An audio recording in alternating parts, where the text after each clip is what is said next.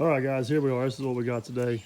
This is the same cabin we did a while back. I don't know if you guys remember, we put the new electric line in up there. Well, this hill's sliding and moving. Now they're having problems with the water. So basically from where Luke's at up there, we're gonna tie them to the water line and we're gonna redirect this way, come down through the landscaping we tore up, cross the driveway, and we're gonna tie into that hydrant there. So that's the plan anyways. I'm really hoping we don't hit rock right there. I think we'll be all right. We've already got the landscaping all tore up, so we can basically go right through there.